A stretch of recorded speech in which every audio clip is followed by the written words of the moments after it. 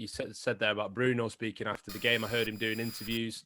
He used the same words that Scott McTominay used to me in my interview after the game as well, which was United need to be more streetwise. Scott seemed extremely irritated in the interview. I mean, it's probably my questions, but he just seemed completely fed up that it's the same sort of thing. And it's not the first time I've heard United players say this either. I've heard them say it several times in recent years, that they just need to be a little bit more nasty.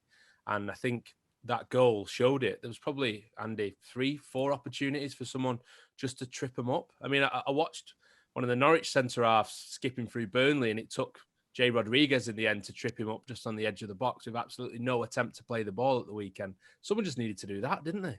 Yeah. Words will only carry players so far. I felt in the last week, the support for the manager from moderates has been slipping. Sensible people. I just feel it. I was in the pubs of Manchester before the game. I was speaking to people, and I'm getting a lot of, I love Ole, but, and that's really concerning. People who've been really supportive towards him have got genuine, legitimate concerns about the way Manchester United are playing, about the results. Laurie touched on the goal quite rightly. It was the major event in the game, the Everton goal.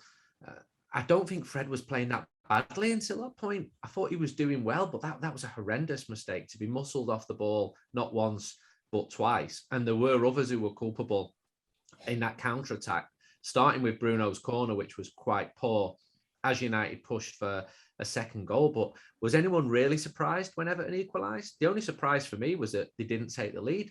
Everton are a decent team, unrecognisable from the side that came to Old Trafford pre-season. And I know that the coaches from United were stunned how bad they were. And I know there was a lot of disdain from the Everton fans towards their new manager, Rafa Benitez. But as we said last week, he's a good manager. They're a good side. They've only lost one game so far this season. Don't expect Manchester United fans to take that and suddenly be satisfied. Oh, we've just got a draw against Everton. A draw against Everton in isolation, fine. Coming after being outclassed by Villarreal, after those other defeats, and fans start to get sick of words, whether they're from the manager, whether they're from one of the players. We've got to do this, we've got to do more, blah, blah, blah, blah. It's not good enough. No one's pretending that it's good enough. And United might get out of this. Ollie's got out of it in the past, even against some of the stronger teams. He's surprised people when results and the opponents have been strongest, and he needs to do that now because, as you've said, the fixture list has been pretty forgiving to Manchester United so far. It's going to get really, really tough, and I don't think there is the appetite among fans to stomach several more defeats. I just don't. And from moderates, that's the worry to me. He's losing the moderates now. The manager is losing the moderates, and it is not unfair to judge him as he comes up to 3 years in charge. And finally, on this point, other teams are losing. I didn't watch Chelsea, but I got told Southampton lost a player, and that was going towards a draw. Liverpool and City drew. So results keep favouring Manchester United. All the other teams have dropped points. And as you said, in Europe, as well as the teams you mentioned, PSG lost, Ajax lost as well. All these league leaders lost. Lower down, Dagenham and Redbridge were beaten by the mighty Altrincham from Manchester. Even South Shields failed to win, leaving Matlock Town to surge up the table. So it's a freaky weekend. Barcelona lost, Real Madrid lost. But that's just a sideline in Manchester United's, in the Manchester United story.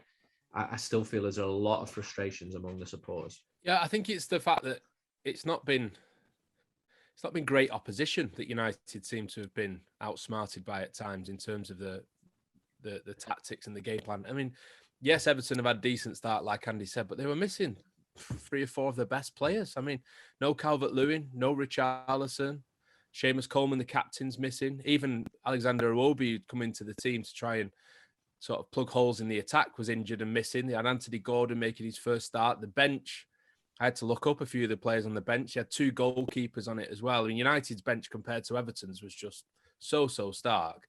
I don't know who said it, Laurie, but someone said that Everton were just more than the sum of the parts and United were nowhere near the sum of the parts. That pretty much sums it up, and that's really got to fall down to the 2 managers at the end of the day, isn't it?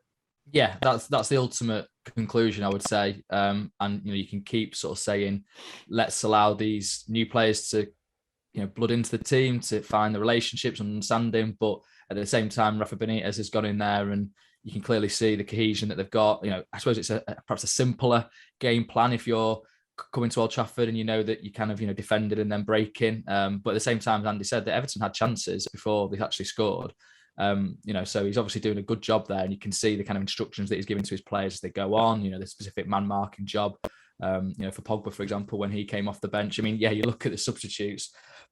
Jadon Sancho, Cristiano Ronaldo and Paul Pogba off the bench, and you're thinking, wow, this is some show of strength from United. Here we go, step on the gas, ease to a 2-0, 3-0 win. Everton's attackers on the bench were called Whittaker and Dobbin.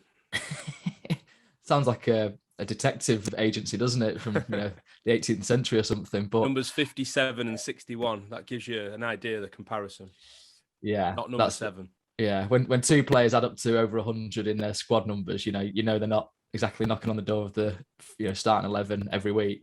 All things considered, so that is the main thing. It's one thing, I suppose, being on this number of points after this many games. It's sort of fair enough, really, but it's the facts of the opposition, and as we know, it's going to get tougher. Andy said before, Ole's pulled himself out of tricky situations against big teams. We've reflected on that, period in 2019 when he went and beat Man City and Tottenham. Sorry, Manchester United went and beat Man City and Tottenham back to back. It would need something like that now to kind of, dismiss this sort of feeling, this unease about things, potentially unraveling. When you've got Cristiano Ronaldo sort of chuntering to himself on the way off, it just doesn't look great. Clearly no one wants to be drawing at home to Everton, and you want winners and you want people to be annoyed at losing. I think that's exactly what you want, but I guess the mood just doesn't feel quite right in that situation. Yeah, Ronaldo was probably irritated by the mark of respect, apparently, that Andros Townsend paid him. That was a curious line from post-match, wasn't it? Anyway, the next few games then, Andy, let's have a look at them. Leicester away, Atalanta at home, Liverpool at home, Tottenham away, Atalanta away, Manchester Derby at home, Watford away, bit of a breather, Villarreal away, Chelsea away, Arsenal at home. Wow. It's not just about winning against Tottenham and Manchester City this time, is it? He's going to have to do it for a much longer, sustained period of time to turn these things around, isn't he? I'll get out of this Champions League group, no excuses. If Manchester United fail to get out of this group, then it will kick off. Watford away a breather. I thought that going to Vicarage Road in December 2 years ago. Yeah, and Manchester United was so bad, so indescribably bad. I was looking forward to that game as well. You've killed it. Watford hadn't won before that for like 32 years. And then just get the same nonsense coming out. And unfortunately, it has become a hallmark of Ole's United. Now, United have always lost matches. Every football team loses matches, but the team are losing the ones you don't expect them and winning the ones you don't expect them. And if the team are going to compete properly for trophies, which a squad with this level of talent really should be doing, that's got to be ironed out. And it wasn't an isolated result. And Everton have improved. And Aston Villa are in a good place. But we all know, everyone knew inside that ground on Saturday, that this wasn't good enough, and I don't think anyone was surprised. I wasn't even surprised when Everton went ahead, and that's the worry, and it's got to get better. And Ole will be judged by results. It's on him now. He's had time. He's not had he'd always want more time. He'd always want more player. Every other manager does, but I think the club have been very patient. Almost 3 years would be an unimaginable amount of time compared to other major clubs in Europe. And United have got to deliver. They have to. The team have got to deliver. Now, the team start winning again, be all right, because actually the league position's fine. We've been in October 2 years ago when Manchester United have been 11th or 13th. But I'm not convinced by it. I'm not convinced by the football that I'm watching. And when Manchester United have got some of the wins this year, they've been last minute. It's not been because Manchester United have been particularly playing well. I can count on one hand the number of times Manchester United have played well.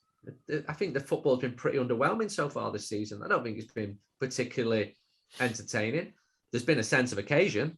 Ronaldo coming back, Varane coming on the pitch, hitting Leeds for 5 or Newcastle for 4. But I don't think the football's been brilliant.